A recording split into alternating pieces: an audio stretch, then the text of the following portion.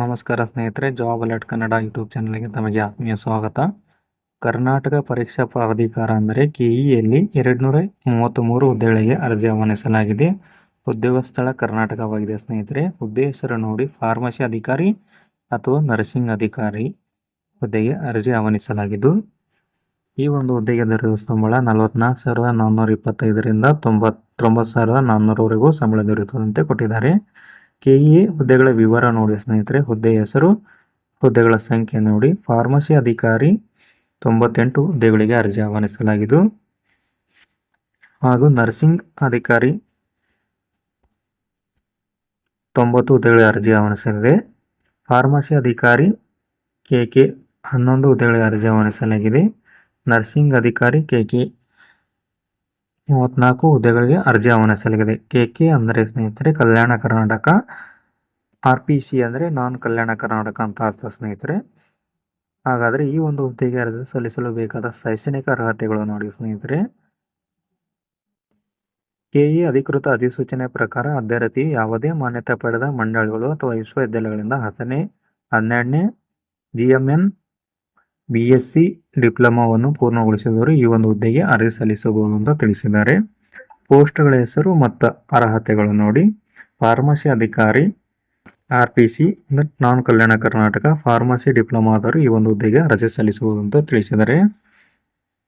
ಹಾಗೂ ನರ್ಸಿಂಗ್ ಅಧಿಕಾರಿ ಆರ್ಪಿಸಿ ನಾನ್ ಕಲ್ಯಾಣ ಕರ್ನಾಟಕ, ನರ್ಸಿಂಗ್ ಡಿಪ್ಲೊಮಾದವರು ಈ ಒಂದು ಹುದ್ದೆಗೆ ಅರ್ಜಿ ಸಲ್ಲಿಸಬಹುದು.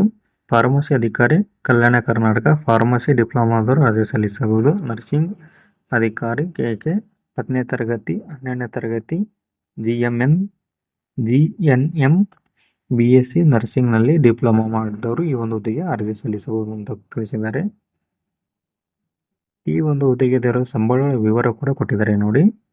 ಹುದ್ದೆಯ ಹೆಸರು, ಸಂಬಳಗಳ ವಿವರ. ಫಾರ್ಮಸಿ ಅಧಿಕಾರಿ 44,425ರಿಂದ 83,700ವರೆಗೂ ದೊರೆಯುತ್ತದೆ ಅಂತ ತಿಳಿಸಿದ್ದಾರೆ. ನರ್ಸಿಂಗ್ ಅಧಿಕಾರಿ 54,175ರಿಂದ 99,400 ದೊರೆಯುತ್ತದೆ ಅಂತ ತಿಳಿಸಿದ್ದಾರೆ. ಫಾರ್ಮಸಿ ಅಧಿಕಾರಿ 44,425ರಿಂದ 83,700. ನರ್ಸಿಂಗ್ ಅಧಿಕಾರಿ 54,175ರಿಂದ 99,400ವರೆಗೆ ದೊರೆಯುತ್ತದೆ ಅಂತ ತಿಳಿಸಿದ್ದಾರೆ ನೋಡಿ ಸ್ನೇಹಿತರೆ. ಹಾಗಾದರೆ ಈ ಒಂದು ಹುದ್ದೆಗೆ ಅರ್ಜಿ ಸಲ್ಲಿಸಲು ಬೇಕಾದ ವಯೋಮಿತಿ ನೋಡಬೇಕಲ್ವಾ. ಕರ್ನಾಟಕ ಪರೀಕ್ಷಾ ಪ್ರಾಧಿಕಾರದ ನೇಮಕಾತಿ ಅಧಿಸೂಚನೆ ಪ್ರಕಾರ ಅಭ್ಯರ್ಥಿಯು ಗರಿಷ್ಠ 40 ವರ್ಷ ಒಳಗಡೆ ಇರೋರು ಈ ಒಂದು ಹುದ್ದೆಗೆ ಅರ್ಜಿ ಸಲ್ಲಿಸಬಹುದು ಅಂತ ತಿಳಿಸಿದ್ದಾರೆ. ಈ ಒಂದು ಹುದ್ದೆಗೆ ಅರ್ಜಿ ಸಲ್ಲಿಸಲು ವಯೋಮಿತಿ ಸಡಿಲಿಕೆ ವಿವರ ನೋಡಿ. Category 2A 2B 3A 3B ಅಭ್ಯರ್ಥಿಗಳಿಗೆ 3 ವರ್ಷ ಸಡಿಲಿಕೆ ಕೊಟ್ಟಿದ್ದಾರೆ. ಮತ್ತು SC ST ಪ್ರವರ್ಗ 1 ಅಭ್ಯರ್ಥಿಗಳಿಗೆ 5 ವರ್ಷ ಸಡಿಲಿಕೆ ಕೊಟ್ಟಿದ್ದಾರೆ ನೋಡಿ ಸ್ನೇಹಿತರೆ. ಹಾಗಾದರೆ ಈ ಒಂದು ಹುದ್ದೆಗೆ ಅರ್ಜಿ ಸಲ್ಲಿಸಲು ಅರ್ಜಿ ಶುಲ್ಕಗಳ ವಿವರ ನೋಡಿ. SC ST ಕ್ಯಾಟಗರಿ 1 ESM ಅಭ್ಯರ್ಥಿಗಳಿಗೆ 500 ರೂಪಾಯಿ ಅರ್ಜಿ ಶುಲ್ಕ. ಹಾಗೂ PH ಅಭ್ಯರ್ಥಿಗಳಂದರೆ ಅಂಗವೈಕಲ್ಯ ಅಭ್ಯರ್ಥಿಗಳಿಗೆ 250 ರೂಪಾಯಿ ಮತ್ತು ಇತರ ಎಲ್ಲ ಅಭ್ಯರ್ಥಿಗಳಿಗೆ 750 ರೂಪಾಯಿ ಅರ್ಜಿ ಶುಲ್ಕ ಕೊಟ್ಟಿದ್ದಾರೆ ನೋಡಿ ಸ್ನೇಹಿತರೆ. ಈ ಒಂದು ಅರ್ಜಿ ಶುಲ್ಕ ತಾವು ಆನ್ಲೈನ್ ಮುಖಾಂತರ ಪಾವತಿಸಬೇಕಾಗಿದೆ ಸ್ನೇಹಿತರೆ.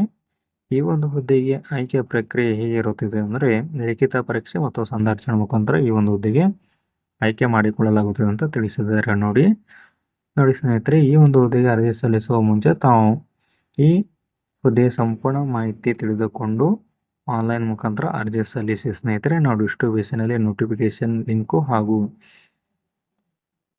PDF ಲಿಂಕು ಕೊಟ್ಟಿರ್ತೀವಿ ಸ್ನೇಹಿತರೆ. ಆ ಲಿಂಕ್ ಮೇಲೆ ಕ್ಲಿಕ್ ಮಾಡುವ ಮುಖಾಂತರ ತಾವು ಹೆಚ್ಚಿನ ಮಾಹಿತಿ ತಿಳಿದುಕೊಂಡು ಆನ್ಲೈನ್ ಮುಖಾಂತರ ಅರ್ಜಿ ಸಲ್ಲಿಸಿ ಸ್ನೇಹಿತರೆ. ಆನ್ಲೈನ್ ಮುಖಾಂತರ ಅರ್ಜಿ ಸಲ್ಲಿಸುವ ಲಿಂಕ್ ಕೂಡ ನಾವು ಡಿಸ್ಕ್ರಿಪ್ಷನಲ್ಲಿ ನೀಡಿರ್ತೀವಿ ಸ್ನೇಹಿತರೆ. ಆನ್ಲೈನಲ್ಲಿ ಅರ್ಜಿ ಸಲ್ಲಿಸುವ ಪ್ರಾರಂಭ ದಿನಾಂಕ ಆಗಸ್ಟ್ 7 ಈಗಾಗಲೇ ಪ್ರಾರಂಭಗೊಂಡಿದೆ ಸ್ನೇಹಿತರೆ. ಅರ್ಜಿ ಸಲ್ಲಿಸುವ ಕೊನೆಯ ದಿನಾಂಕ ಆಗಸ್ಟ್ 30 ಆಗಿದೆ ಸ್ನೇಹಿತರೆ. ಆದಷ್ಟು ಬೇಗ ಈ ಒಂದು ಹುದ್ದೆಗೆ ತಾವು ಅರ್ಜಿ ಸಲ್ಲಿಸಿ ಸ್ನೇಹಿತರೆ. ಹೀಗೆ ಹೆಚ್ಚಿನ ಉದ್ಯೋಗ ಮಾಹಿತಿಗಾಗಿ ನಮ್ಮ ಯೂಟ್ಯೂಬ್ ಚಾನಲ್ ಸಬ್ಸ್ಕ್ರೈಬ್ ಮಾಡಿಕೊಳ್ಳಿ ಸ್ನೇಹಿತರೆ. ಧನ್ಯವಾದಗಳು.